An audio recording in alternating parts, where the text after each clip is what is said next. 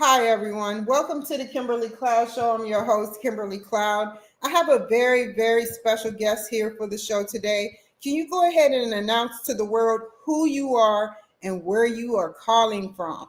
Yes, my name is Gane, and today I am calling from Buffalo, New York, where I originally was from. I live currently in Detroit, but I'm originally from Western New York, so I'm here visiting my children. Great. And can you tell me about your past leading up into what you do in your present? And then I'm going to Sure, pick you for some questions. sure. I was a stockbroker in my career. I actually started in the financial business when I was 20 years old. I hate to date myself like this, but that was in 1974. And when I first started in the business, the stock market, the Dow Jones, I should say, was at 577. That's 577. Today we're at 39,000, as most of the listeners might know. So had been in the business for a long time. As a stockbroker, I would charge my clients a commission to deal with me until I started my own firm back in the early 90s. I decided that I had been in the business for so long at that point that I had so many clients that it didn't make any sense for me to continue to give it to my business to other brokerage firms. So I started my own brokerage firm and I became a registered investment advisor. Doing that allowed me to manage my clients' money for a fee. I did not charge my clients commissions any longer. I actually managed their money, and I did that on a day-to-day basis. If the market was strong, I tried to make sure that my clients' money was invested properly. When the markets were weak or were showing weakness, I tried to make sure that my clients were in cash in the money market accounts. I was able to do that, Kimberly, with mutual funds and with variable annuities. And the reason being is that I could transfer the money back and forth daily if I wanted at that point. I didn't do it daily, but I could if I wanted. But there were no fees and no charges for that. And consequently, my clients, when I would charge them a fee, after the first year, I told them is that if I made you money, we would review the account every year, and I would speak with my clients a lot during the year. But I would tell them that if I made you money, then I would charge you a fee, which they had to agree with at that point. And if I did make you money, I would continue to manage your account for free until I did make you money. And that went on a year-to-year basis. So every day one began on the anniversary date. So if the account started, let's say, with $100,000, it went up the following year to 120,000. It was up to the client if they wanted to stay with me. If they did, I charged the fee on that 120. The following year, if the account was, let's say, 115, it was certainly more than what they started with originally, but it wasn't more than what it was the year before. So I would continue to manage that for free. Fortunately, for me, I never really had a problem. And even in the bad days of the early 2000s, when the stock market had really taken a nosedive, I was able to continue to make money, even though it might have been 3, 4, 5%. It was better than losing 40 and 50 and 60% that many of my new clients that I was bringing on had told me that they were losing. So I was able to really help my clients. In 2003, the rules and regulations changed in the investment business. And the reason it was changed is it was discovered that some of the big mutual fund companies were allowing the big money managers, people with billions of dollars. I only had millions, but these folks with billions of dollars were allowed to continue to trade after the stock market was closed. The stock market is open from 9:30 in the morning until 4 o'clock in the afternoon. Any trades that I was going to do, I had to be in, and those had to be in by 3:45.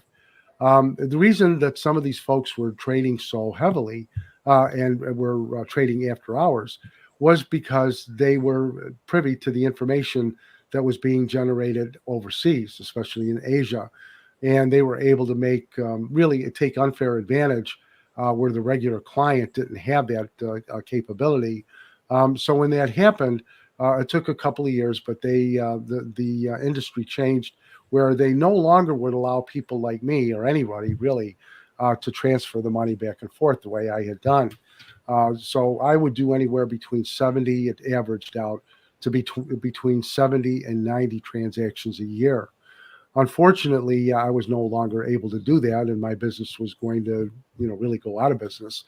So I had a place up in Maine that I stayed up in the summer, and when I was debating what should I do, I noticed a house that I had looked at some years before that was for sale again, and I started thinking, well, I know that the price went up, and everybody knows that real estate generally will go up in value. Waterfront property even more so because it's very popular.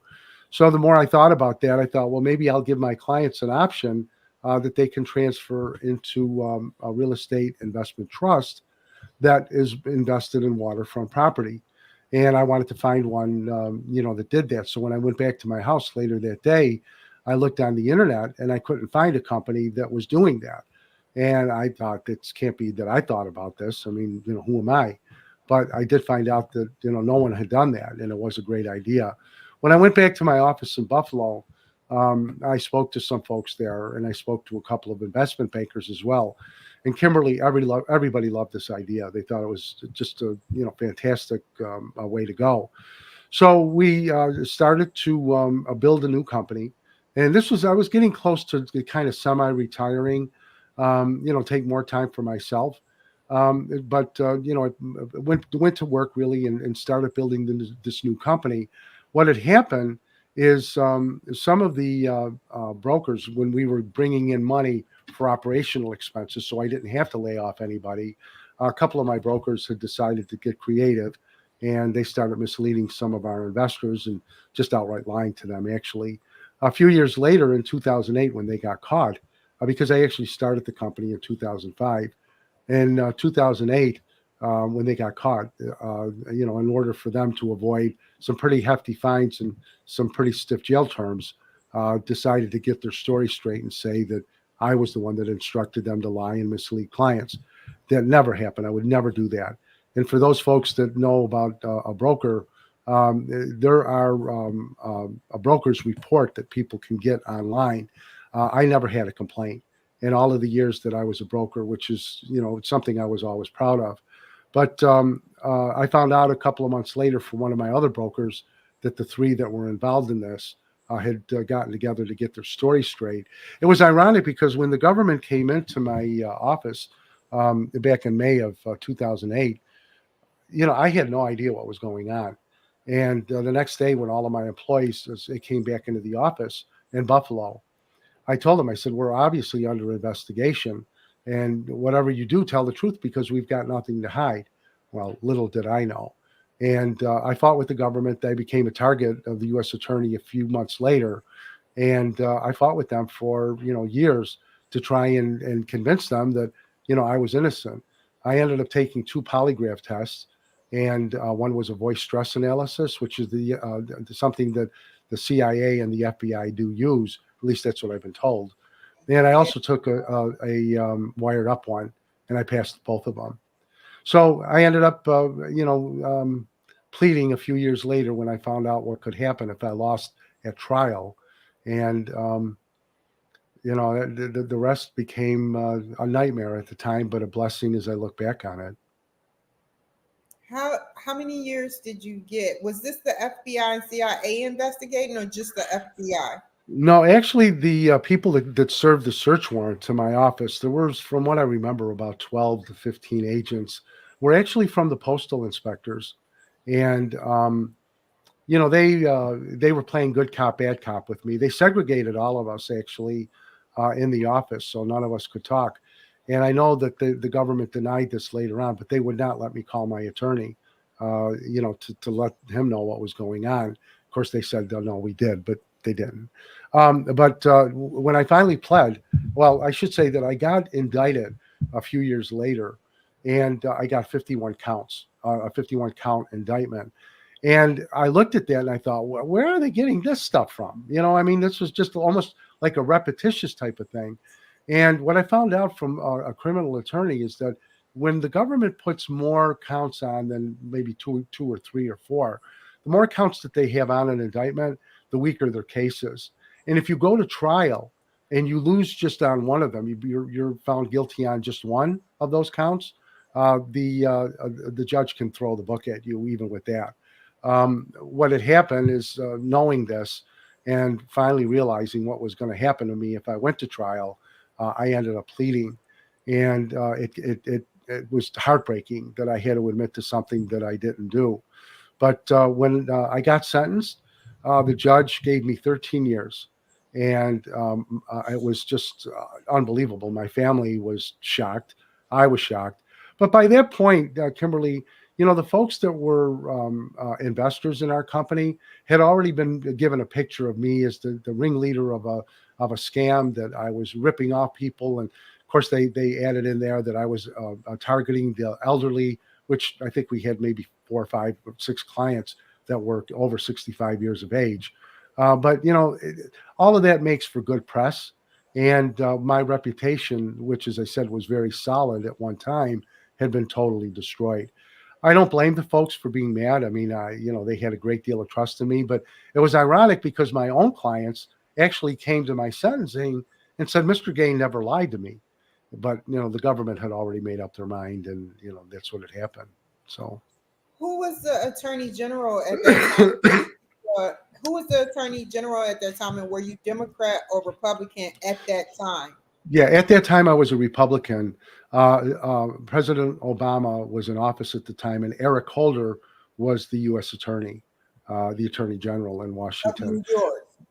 No, he was the U.S. attorney, the U.S. attorney general in Washington. Eric Holder was, Oh my because God. my case was a federal case, but I don't blame them at all. I mean, they had nothing to do with that. So, and Kimberly, I don't blame the government for investigating us. With what I found out, I totally understand. And if I would have been a bystander, I would have encouraged that they look into what's going on. The only thing I objected to is that once they decided that it was me and they made me guilty, that was what was tough. Now, I will say this, and I've said this to other people, Kimberly, that when the ship runs aground, they don't go after the sailor; they go after the captain, and the captain's responsible. I was responsible for what went on. I mean, there's no escaping that. And had the government accused me because I was responsible, I would have pled right away, because that was true. But to be accused of lying and then stealing money from people, I'm sorry, that never happened. Ironically, too, Kimberly, the funny thing is that the investors, and there was a lot of money involved, over $5 million. When all of this came out in the newspapers, it was ironic that the government never mentioned that the day that they came in was the day that the attorneys were calling our offices. They wouldn't let us answer the phones. The attorneys from another partner, soon-to-be partner, everybody would have gotten their money back. And the government never mentioned any of that. But everybody who had lost money would have gotten their money back, that day, or probably over the next couple of days by the time they got their check. But nobody should have lost money. So I had already had the permanent funding lined up. But the clients and the investors who became victims never knew that. Before I ask you about your stay at jail and we move on to the good parts of what you do now, you have voice recognition. There was voice recognition where they can tell in distress whether, what's funny about that? I never knew the FBI had it. I done called the FBI over 50 times about some situations that didn't happen to me. And these are real life situations. If I was lying, I would be in jail. So, for repeatedly calling. But what happened is I told my audience, I said, they have to have voice, like some type of technology, a voice stress or something. Where that's what it is. It's called voice stress analysis. Yeah, and you passed it. I passed the voice stress analysis, and I also passed the traditional wired up one as well. But things happen for a reason. And when I look back on the situation, it was horrible. It was painful. It was, it was soul crushing, really. But I look back on it, as terrible as that time was, I'm so thankful for it. I became a new person, and I hold no animosity to anyone. None of the people that lied, none of the people that wanted to see me hung, nothing. I mean, I understand. And the only way that I will be able to convince people, I think, going forward, I've been out of prison now for 4 years. But I think that, a man honors his debts. And my biggest goal in my life is to pay everybody their money back, even though I served all of those years in prison. And I have to say that so many people, and I don't tell a lot of people my business, but the folks that I did tell them what my ultimate goal is, all thought I was crazy because they said, look, you already paid your debt. You went to prison for all of those years. Doesn't help those folks. When I was a broker, Kimberly, I always used to say when I did my seminars, and I did seminars every 6 to 8 weeks, I would do lunch seminars. We would always have great crowds, 200, 300 people. But, I would tell people it's much more difficult to save money than it is to make money. I mean, you can make money really anywhere, go to McDonald's or, wherever. It's very difficult to keep your hands off of that money and to be responsible to people who had worked their tails off all of their lives and to have lost their money. That's something I cannot meet God without trying to do my best to get that back. And I'm really looking forward to the day to that happening. I believe it'll happen. But I had a boss when I first started in the business who used to say, well done is better than well said. And I agree with that. So I can talk about that till I'm blue in the face. There'll come a day that everybody will get their money back. That's my commitment. I like that. I really do. Tell me, okay, we're moving forward. Tell me about your stay in jail. Was it like horrific? What did you go through? Which jail were you at, by the way? Or prison, sorry. Yeah, prison, right. I originally was sent to Ohio, to a prison in Ohio called Elkton. In the federal system, Kimberly, there's what's called security levels, and the most harsh is the penitentiary. Well, I should say the max, the super maxes that we hear about out in Colorado. That's the worst. But for the average bad guy, the penitentiary is where they would go. That's a really very difficult place. The second level down is called a medium. Medium security level. Generally, people are sent there that have 20 to 30 years remaining on their sentence. The penitentiary generally is with folks that either committed heinous crimes or their sentences are longer than 30 years. And then the next level down from the medium is a low. What that is, and I'm just giving a kind of a rule of thumb, a low is for those folks that are getting between 10 and 20 years. And that's where I went to begin with. I did my the first couple of years in a low. I ended up going to 4 different prisons while I was in. And I ended up in a camp, which people used to think, and I know some people still think it is, club fed. I can assure you that a camp is no longer club fed. And the reason that it isn't is that what's happened is because there was so much overcrowding in the prison system. For instance, in 1980, there were approximately 25,000 federal inmates. By the time I went to prison in October of 2011, there were over 213,000 federal prisoners. Oh my Right God. now, there's about 185,000. And if you add the states with that, there's a couple of million people that are incarcerated. We have, and you may have heard the statistic, and it's true, we have on a per person basis more people sitting in prison than any other country in the world.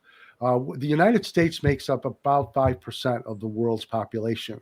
However, we have 25% of the population that are in prison in the United States. And one of the organizations that I started was one called Prisoncology.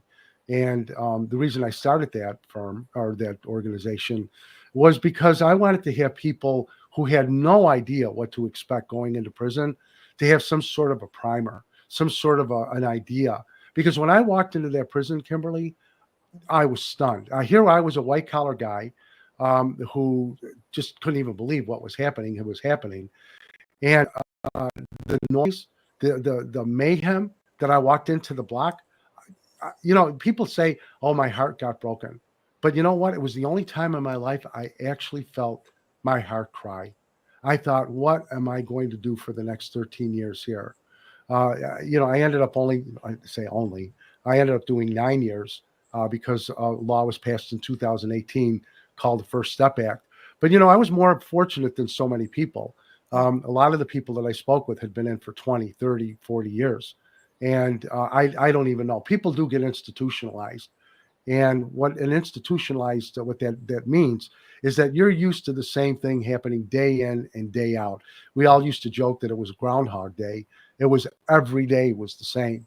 And you either put the time to good use, or there's a saying that either you do the time or the time does you. And I never knew what that meant before I went to prison. I do know what that means right now. So going back to my organization, Prison Ecology, what had happened is in 2011, before I went to prison, I was desperate. I knew at that point I had already pled. And I thought, oh, my Lord, what am I going to do? I'm going to go to prison. And someone had referred a prison consultant to me. Now, if you remember, I said a few minutes ago, Kimberly, that the government had taken all of my money. They had taken all of my homes, my assets, everything. So I had nothing. My family had nothing. I mean, zero. And my extended family put together $5,000 actually, and we paid a prison consultant who had assured me that he could either get the time lowered, maybe not do any time at all, maybe get home confinement, these type of things. And being desperate, we gave him the $5,000. A few weeks later, after we had given him the money, and I called him because I said, I haven't heard from you. What's the next step? He said, well, I'm going to put together the letters to the judge, and I want you to have everybody send me those letters, and I'm going to organize them. I said to him, wait a minute, I've already done that. The judge already has those letters. Oh, well, that's pretty much all I can do. I said, well, what about all the other things that you said you could do? Well, that's pretty much all, that I can do. And my wife, I was married at the time. My wife called him up and said, we want a refund. We want our money back. And he said, well, there's no refunds. And he just basically stole the money. And I came to find when I was in prison, Kimberly, that a lot of guys that had a couple of dollars put together had gone through the same experience. I vowed before I left prison that the organization that I was going to start was not going to charge anybody because they were broke. Most of them are broke. And, why prey on the people that can least afford it? So what we do is we counsel people that are going to prison. We also are there for their families as well. My organization has a board of directors that are all over the United States. Some of them are former corrections officers. Some of them are a warden who just retired recently from the state of Texas, and then made up of some former inmates like myself. And we work together to make sure that people just don't go blindly into prison, and to try and really hold the justice system accountable for the horrible sentences that they met out to people. And these are some of the things that we're involved in. Our website there is prisoncology.com if somebody wanted to take a look at it. But we're there for people. And as I say, I mentioned before we actually got on the air that we partnered with the Christian community nationwide. And right now we offer our services and always will continue to offer our services for free. So it's a blessing that we try to pass on. Well said, Mr. Gane. I have another question for you. Mm-hmm. Seeing as though you did 9 years, you were sentenced for 13, but you did 9. Right. And you know a lot about the prison system. Mm-hmm. You know there are some criminals that deserve to be in there 30, 40 years, and some criminals deserve to pass on and go on, what's going on in the Right. world. But my Mm-hmm. question is this: what do you see for the future of our prison systems, and what do you think we should do about our prison system being overpopulated? Do you think we should grow more prisons for those who have lesser crimes and can get out, while those with harsher crimes like assault, like not assault, but felonies, like for instance, manslaughter, Right. murder, all of Mm-hmm. that. You think that they should stay in and possibly get harsher sentences? Boy, I'll tell you, I can spend 2 hours just on that question alone. But let me answer it this way. Okay. United States Senator James Webb a few years back said that either, I'm paraphrasing here, either we are the most horrible people living in the United States, or we're doing something dramatically wrong. What he meant by that is that there are so many people in prison. And as I mentioned those statistics a few minutes ago, there are so many people in prison. And Kimberly, I can tell you this, that so many guys that I met, when you live with people 24/7, you get to know what they're like. I mean, there's no hiding. I always compare that to the guy who goes to the beach and holds his stomach. He can only do that for so long. And, his true colors are going to come out. And I would always, invariably, always find that out in prison. There were people that I was with that were in fact innocent. As a matter of fact, the government themselves has a statistic that 3 to 5% of the people in prison are in fact innocent. However, there are studies that say 15 to 20% of the people in prison are in fact innocent. There are bad people. There are no question. And there are bad white collar guys as well.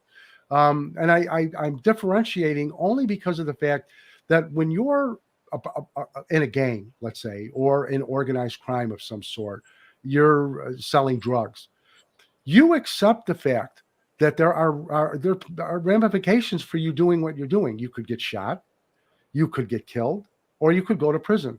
But you accept that. I mean, even though you think that'll never happen to you, you accept those odds because you want to make money. A lot of white collar guys, I don't know about most, but I could say most, but I'm going to just say a lot of white collar guys, at least that I was familiar with, got caught up. They may have never known that what they were doing was wrong.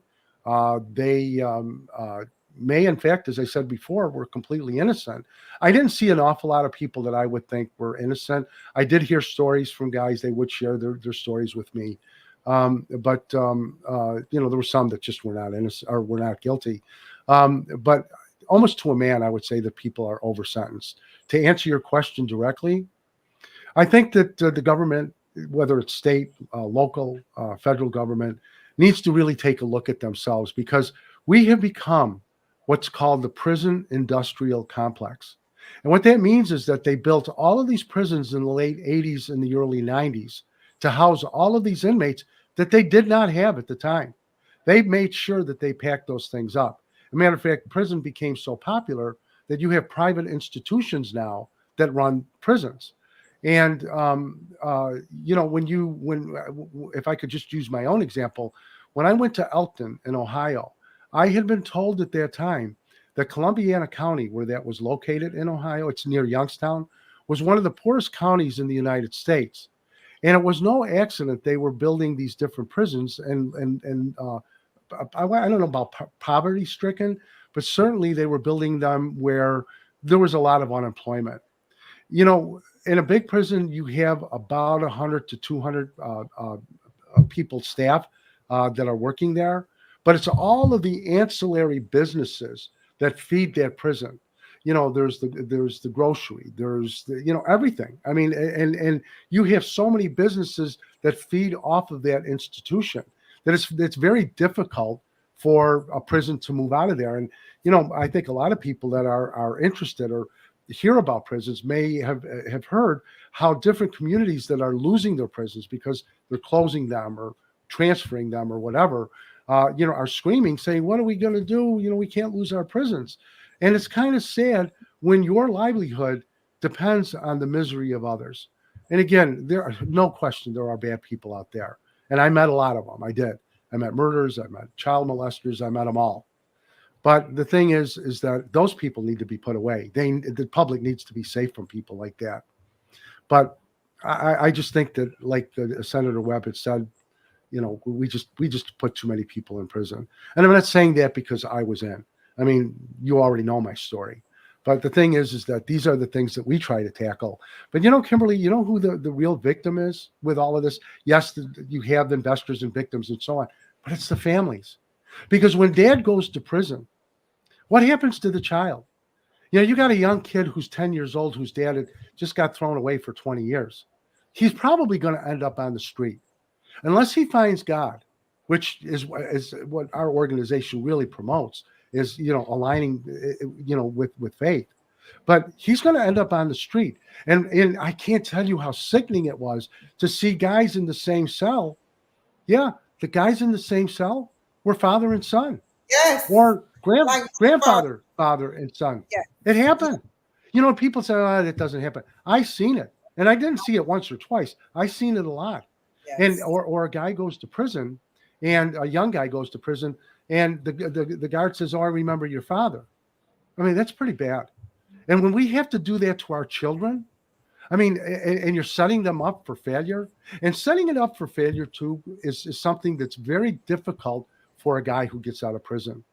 When you have that felon misnomer there, or I should say nom de guerre, attached to your name, and you happen to be a person of color on top of it, the chances are you're not going to get a job. Chances are, if you get a job, it's not going to be paying a tremendous amount of money. The problem is that this continues on and on. And if you have a guy that comes out of prison and he can't find a job, and let's say he was involved in drugs, what happens is he probably never put money aside for Social Security. He has nothing to fall back on at all.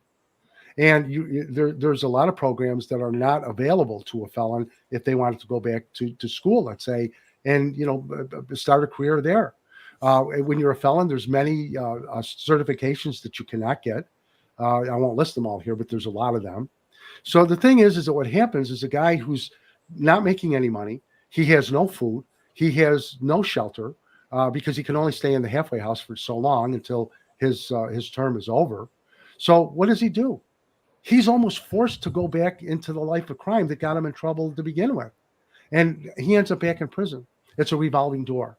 And this is the thing that the American public needs to understand, that we need to have not only prison reform, we need to have educational tools available that people that are in that situation are not going to fall back into the old habits.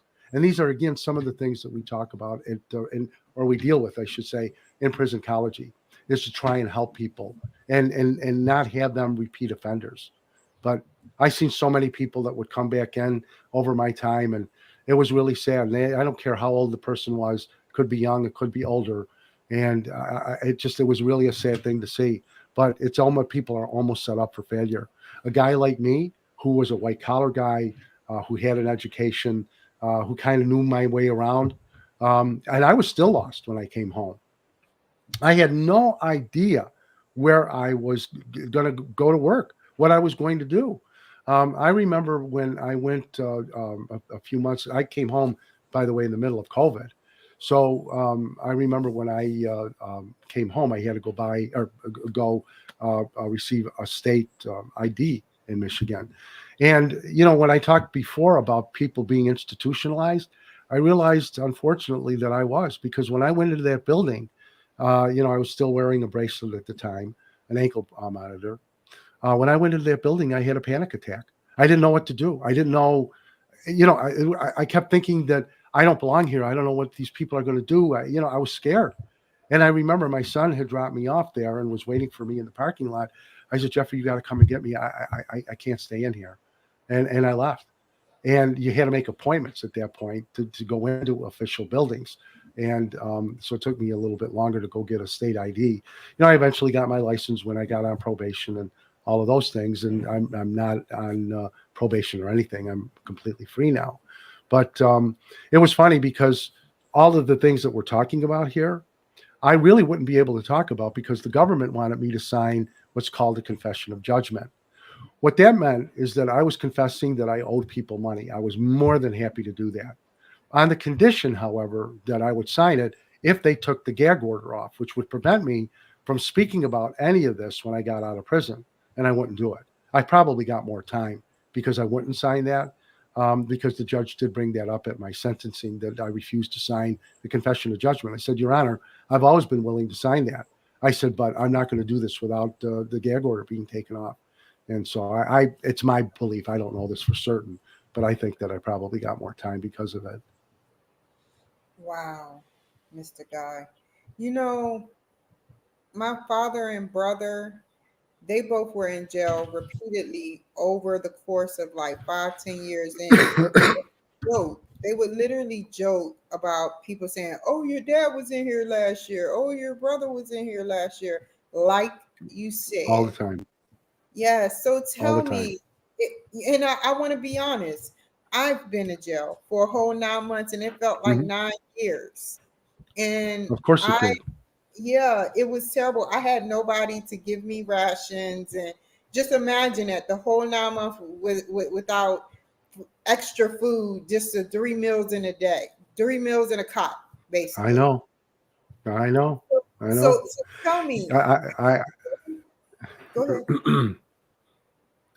I know. I'm sorry. What were you saying? So I feel like right now that you know, tell me, how do you think we should change this problem? Because if there's innocent people, should we sweep the prisons and re-go over their files to see how many innocents, especially with African Americans, Black, white, Hispanic Americans, are in there just to be in there housed? Some of them are homeless and want to be housed. Some of them don't want to Mhm. be housed. Some of them want to Right. sit up there and get out because they know they're innocent. Imagine that, going on death row and you're innocent. And then they find out you're innocent years That happens. later. Yeah. What's your Right. comment? Right. It happens way too many times. I don't. I think that's a great idea. It's not practical. They want the government, the powers that be, are never going to look that deeply into it. You know, there's an urban legend that I'm sure everybody has heard, that every guy that goes to prison says he's innocent. I didn't do it. I know in the movie The Shawshank Redemption, which I think everybody has probably seen at least once. You know, there's a spot in there where they're kidding, going, well, you know, what happened? Why are you in prison? Well, my lawyer did it to me. I won't repeat what he said, but you know, the thing is, that's not the case. I can tell you that a lot of the guys that I spoke with all said, you know, and my nickname in prison was Gino. And they used to say, you know, Gino, I was guilty. I did what they said. I shouldn't have done this. I shouldn't have been so dumb. You know, I remember talking to guys that were in there for tax cases. I remember speaking to guys that were young guys. One particular young guy, I see him right in front of me, he got 27 years, and it was drug related, and you know, he had found God in prison, and that's another urban legend that, you know, everybody goes to prison and finds Jesus and get tattoos. Does it happen? Yeah, it doesn't happen anywhere near what people think. But most of the people, Kimberly, I found that, you know, if they were guilty, they said, you know, I screwed up. I shouldn't have done this. And then you had people that really were, in fact, as I said before, innocent. And, you know, it's funny because if you tell the same story a year from now that you were told before, you know, the truth never changes. People that lie, and we all know people that like to exaggerate, their stories are all over. They don't ever have the same, you know, the same thing going on. But, Yeah. you know, I think that I think it's impractical that the government will never get to a point where they'll say, let's review every case. I think they should. You know, a minute ago, you had asked about what do I think the changes are coming about in the prison system going forward. There is talk that I was just privy to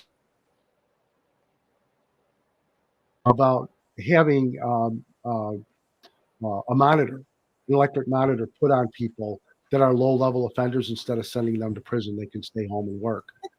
That makes sense. How Yeah, long, if ever, that will happen is another question. So, I like that. I feel like we're guilty until proven innocent instead of so like I innocent said, and yeah, guilty. yeah, yeah. But again, you know, the thing is that with the folks that I work with, you know, as you know, Kimberly, I do performance coaching. I work with about 12 people, not about. I work with only 12 people a year. But what I do is I use the experiences that I had in my life. I also am a business consultant, and people that'll come to me and say, "Well, what should I do about this?" or "How should I set this up?" You know, I always tell people it's very easy to set up a business. Most anybody can do that. It's knowing what not to do in the business that is really the challenge.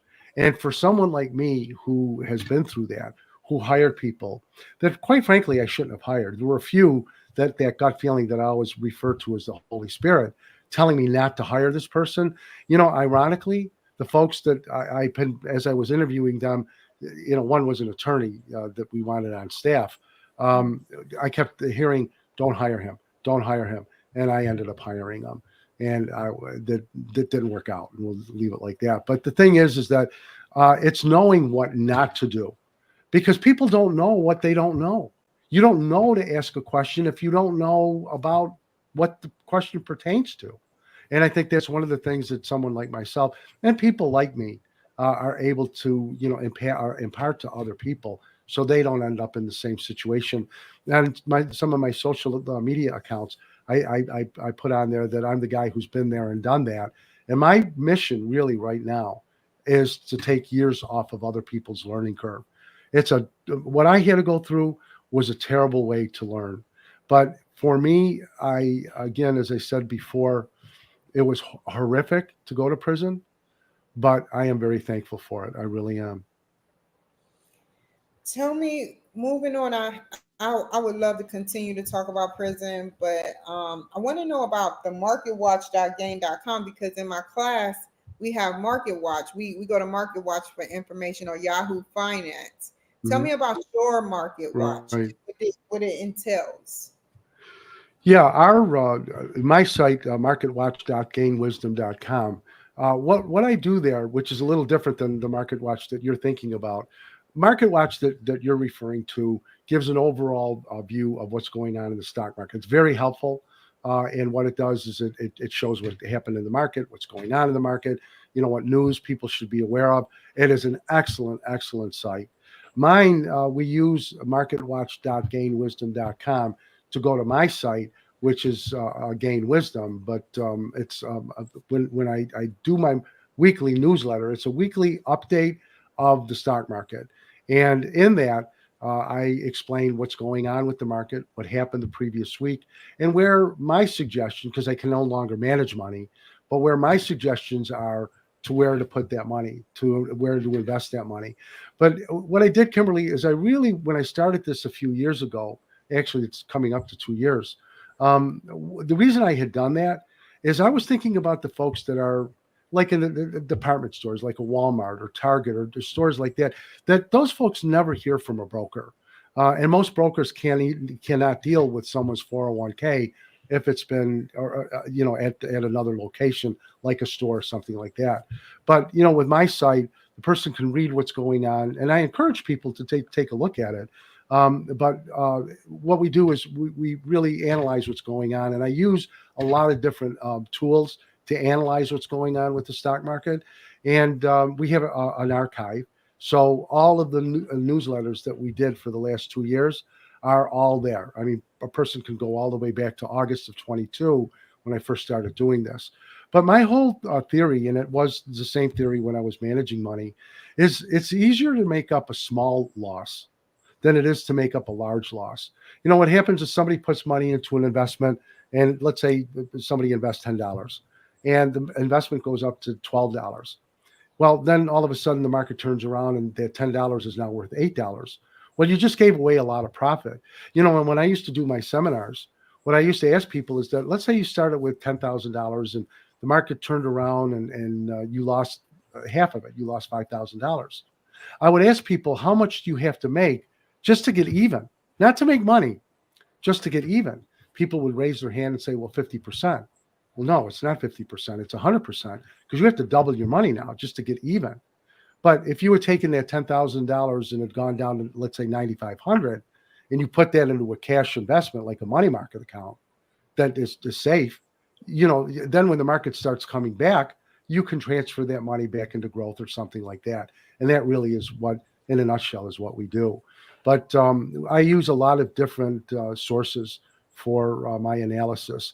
And it really takes me, when I do the newsletter, it takes anywhere from 6 to 10 hours a weekend. So I was in Washington this past week, Washington, D.C., and I was speaking about, prison reform and so on. But when I got back, I know I sound probably a little bit hoarse. I ended up getting a little bit of a head cold, but that couldn't stop me. People rely on this. So Sunday, I came back Saturday night, but Sunday I worked on it all day. After I'd come back from church, and I got it done. But the big thing is that what we try to offer is peace of mind. We try to offer an alternative to those folks that never hear from anybody, that have no idea about anything about the stock market. And I know at the in our waiting room, as we chatted before the program started, I had mentioned I also wrote a book called Manage Money: An Avenue to Wealth. And what I did in that book, it's an ebook available on Amazon. But in that book, I wrote it in very easy to understand English. And I gave all of the different ways that people can manage their money. I talk about how the stock market started, what the stock market is doing today, all of the different investment alternatives that you have. There's a glossary there. And what I did is I took all of the information that I have, that I work on and that I work with, and I passed it on to people that they can just take a look at that book and really, get a good understanding as to what the stock market is all about without saying, oh my goodness, I have no idea what this thing is about. And also what I do is I offer to send that book for free to the first 10 people from our podcast tonight. They just have to email me at guy@gainwisdom.com, and I will send them a copy of that book for free. But as I say, it is on Amazon as well. Okay, we have less than 9 minutes left. So what I want to do is do a little fun quiz because, whatever's in your book, I'm pretty sure I'm going to ask those questions. Mm-hmm. So first question, for under 2 minutes, tell me, what is the difference between the Dow Jones and the NASDAQ? Because I'm a beginner learner. Okay. Yeah. Right. The Dow Jones has 30 different companies that make up the Dow Jones, and it's kind of a common snapshot that a lot of people look at. They say, well, the Dow was up, the Dow was down, whatever. The NASDAQ, on the other hand, is made up of tech stocks, and the NASDAQ has been doing very, very well. It's been last week it reached new highs. This week it's also done that. Tomorrow the stock market is closed for Juneteenth, but the technology stocks that is made up with the NASDAQ have done very, very well.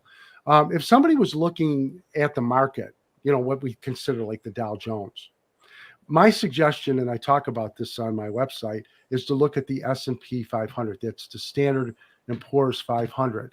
And what that means is that instead of having only 30 stocks that you look at, that you have that snapshot on the Dow Jones, with the S&P 500, you've got 500 of the largest companies that are that are available, that are in that index.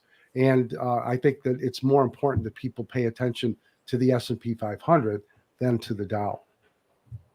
Well said. And I think the NASDAQ is computerized, right? Versus the Dow Jones is actual people. Am I right? No, it's done both ways. I mean, when I do my website or my updates, I should say, sometimes I'll put photos in there of what's going on on the floor of the exchanges. You're right. The NASDAQ is done computerized. The days of people screaming and hollering and shouting on the floor of the exchange, I mean, it goes on to a very small extent, but most of that is done now on computers. And most of those are day traders, and they're trying to buy and sell from different people that are buying or selling. So that was where all the screaming was done. I would love to talk to you more about this after the show, and probably have a cameo to come back on the show. But we have less than 6 minutes. So what I want to know is, under 2 minutes, tell me where you're going in the future, and then we're going to talk about how to reach you in under 2 minutes. Well, where am I going as far as in the future? What my plans are? Yeah, my plans. I'm a public speaker as well, so I speak in front of organizations and groups, and and it's not. I don't want people to think that I'm saying poor guy, because it's all about they done me wrong. As I said before, the government was right in investigating our company, but when I talk to people, I try to impart inspiration. And, again, there's so many people out there, motivational speakers, and I don't have to mention names because we all know one big one, and he does a great job, but he hasn't been through the ringer the way some of us have been. I can speak from experience about how to raise yourself up and try to go forward. It's not easy to do, but when I do my coaching, it's to encourage people that the only time that you fail is when you give up, because you keep striving. And my book, Chrysalis, I speak a lot about that. My one book, Unchained and Unbroken, is about how to get healthy, how to get strong, supplements, diets, and things like that, interspersed with what some of my prison experiences were. It's a great book. I don't want to say fun read, but it's not a bad read neither. But where Chrysalis is more using Jesus's own words to show us that he always spoke about having faith, never doubting, believing. Those are the things that I talk about and wrote about in Chrysalis. And it's been so well received that people that have followed that guideline, which, as I think I mentioned to you before we started, I didn't write that book. I wrote maybe 20 or 30% of it. The rest of it was inspired. And I know that sounds hokey, but I can only tell you the truth. And that's what it was. Because even when I read it after I was done, I thought, wow, there's some really nice things in here. I really ought to do them. But, where I am right now is I do my performance coaching. As I said, I only work with 12 people a year. I do public speaking. I'm available on a very limited basis to help businesses. And really, I also do the market update every week as well. So as you can see, I'm a pretty busy boy. Well said. Oh, I wish I could have you for 2 hours. Okay. Tell me, how do people can find you? You can take a look at my website, which is ganewisdom.com. That's GANE wisdom.com.